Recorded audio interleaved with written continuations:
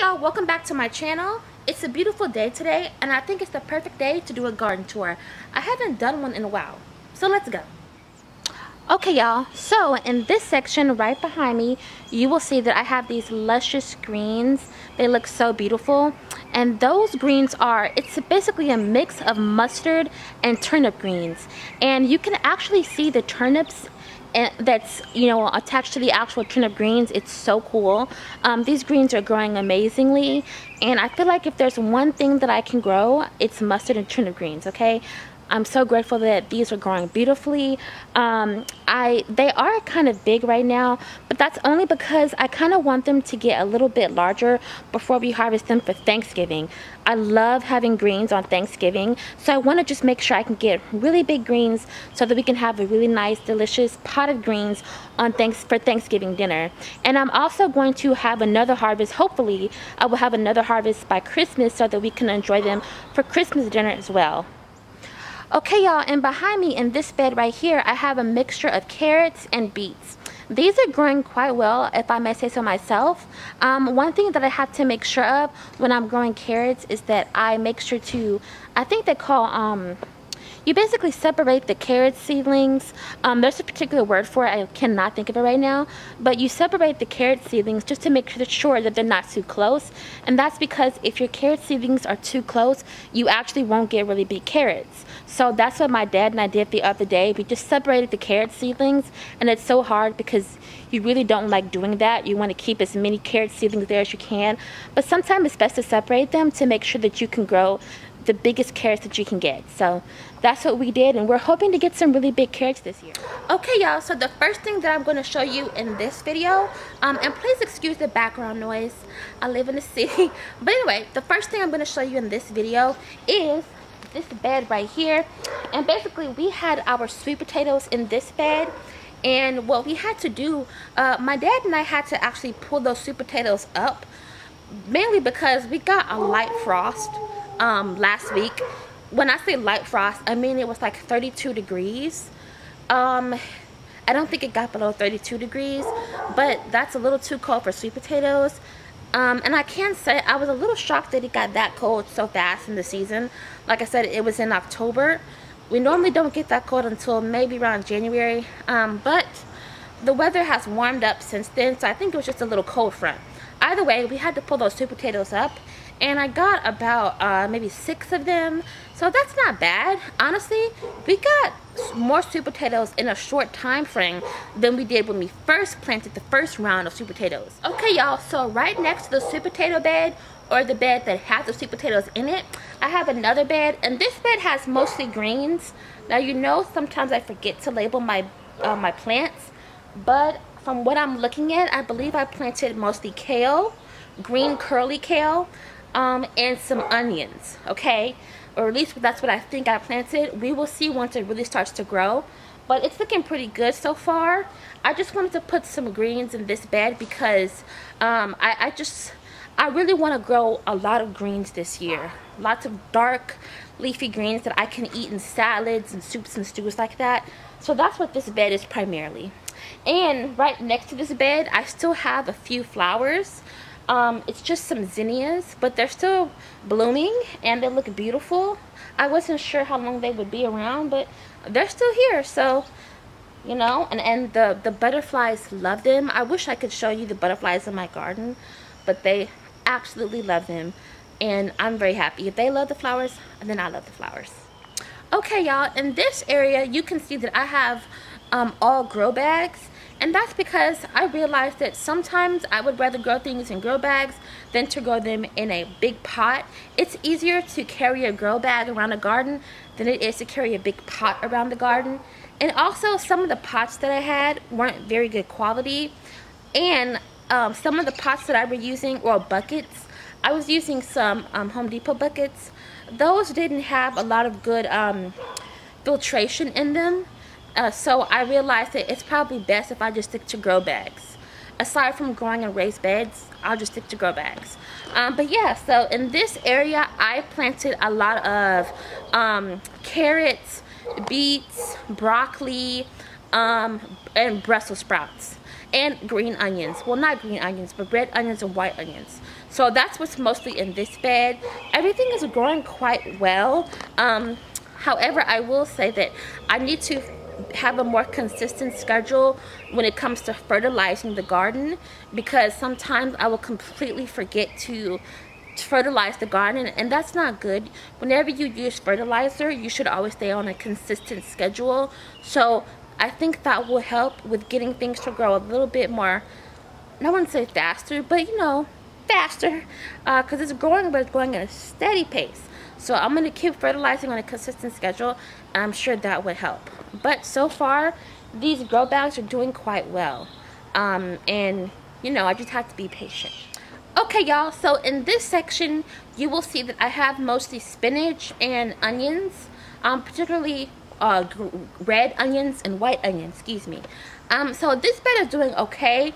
Like I said earlier, I need to get on a more consistent schedule with fertilizing my garden, because I know that that would help make sure that the plants are growing at a steady pace.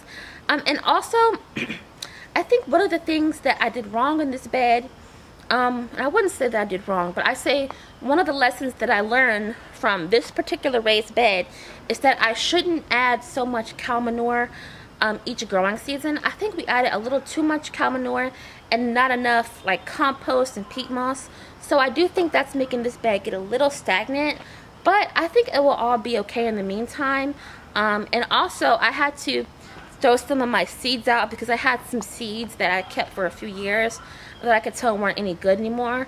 So basically what I'm saying is, although this bed is doing okay, I want to make sure that I plant some more spinach with the seeds that I recently got, because I want this bed to be a complete like spinach overload. I want there to be so much spinach. And the reason why I want so much spinach, please excuse that noise, the reason why I want to grow so much spinach is because spinach really thrives in the colder climate. And so when, like, even if we get below like 30 degrees, spinach will still survive. It won't necessarily grow when it's that cold, but it also won't die. So that's something that I really want to make sure that I have enough of in my garden, is frost hardy vegetables. And if there's one frost hardy green that I know of, it is spinach. So I will be planting more spinach for sure. Okay, y'all, so in this bed, you can probably tell by now that I'm growing cabbage. And not just cabbage, but I'm also growing cauliflower. And the varieties that I'm growing is basically green cabbage, purple cabbage, and white cauliflower and green cauliflower, I believe. So the cabbage is growing. It's getting bigger and bigger every day, the cabbage and the cauliflower. But I'm having the problem that I have most years, in that we're getting some cabbage worms, or what I believe to be cabbage worms, basically eating at the leaves and everything. And I've kind of had a hard time killing whatever it is that's eating the leaves, because I will put diatomaceous earth on the leaves, as you can see in these clips, but I come back every day and I continue to see more holes in the leaves. So I'm thinking that I'm going to have to come up with a different plan of action in killing those little buggies. I might have to use this like soap concoction that I've seen other gardeners use, where they do like a little bit of, I think, soap and water and maybe some other herbs. So I'm going to do my research on that. If you guys have suggestions, please let me know, because I would, you know, I want to make sure that when my cabbage heads and my cauliflower heads start to show, I want to make sure that I can preserve them so that I can eat them.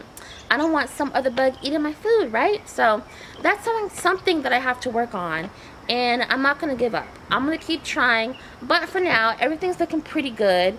And we have the netting over the, we have the insect netting over all of the raised beds, but the raised bed that seems to be struggling, even though we had the insect netting, is the cabbage and cauliflower bed. So we're just going to have to keep an eye on everything. I'm going to have to look for another concoction as to what will actually work to kill these little bugs.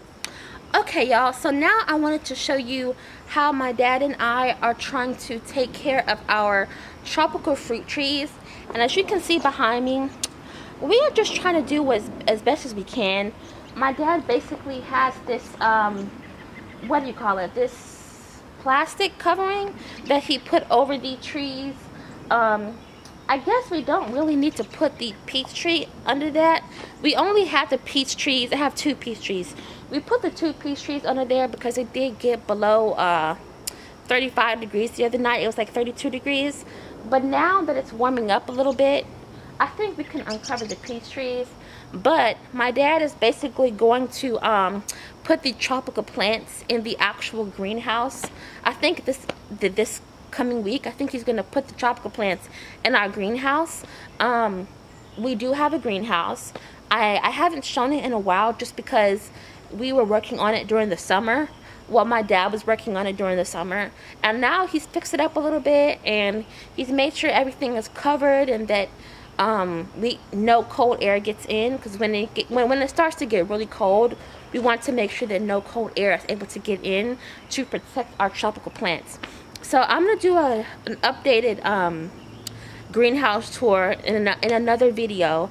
But for now, all of our fruit trees, or most of our fruit trees, are covered under this thing here. But they'll be moved into the greenhouse within the next few days. Well, all of our trees except for the peach trees will be moved into the greenhouse in the next few days. Okay, so in this area, I wanted to show you that basically we took out the watermelon plants and the cantaloupe plants that were over here. Basically, they weren't growing very well. I think because we planted them in these buckets. And like I said earlier in this video, I don't think the buckets got enough filtration, and I don't think the bucket itself, whatever the bucket is made out of, didn't allow for the plants to just get enough air. So it didn't grow very well. We did have one actual watermelon that was doing okay, but because it was starting to cool off, it just stopped growing. I could tell that if we planted the watermelons earlier and in better like in a better pot, that they would have grown better and we would have had, you know, a good harvest. But it's okay. My dad and I learned a lot from that, and I think next year we're going to try and plant it somewhere in our actual garden in the ground if we can. But if we can't, we'll use grow bags, and we will see how that does for us. So one day we will get us a good watermelon harvest. That's my dream. Okay, y'all, so behind me you can see that I have my pear tree. So I'm really excited to show you this pear tree because I think I said it in another video, but my dad and I were a little bit concerned about whether or not this tree would produce fruit anymore. And that's because last winter it basically got very, very cold. I mentioned that before, but it was so cold. But we were wrong because this tree has at least, I think, 20 pears on it that are growing really well. And I think 2 of the pears might actually need to be harvested soon. So that's very exciting. I've never actually harvested a pear before, so I'm going to have to look up exactly when, how would I know when a pear is ready to be harvested, right? I'm not sure if it should be harvested when it's unripe and that it will ripen later, or should be harvested when it's actually ripened on the tree. I don't know. So yeah, that's something that I have to look up and do my research on. But I'm very excited about it, and I'm gonna have to look up some fun recipes about what I should do with my pears when I harvest them. I'm gonna have to look up something really fun. So yeah. Okay, y'all, and behind me in this bed, this cinder block raised bed, you can see that I mostly just have flowers, and some of these flowers are for what I planted early in the summer. It's basically just pollinator friendly flowers.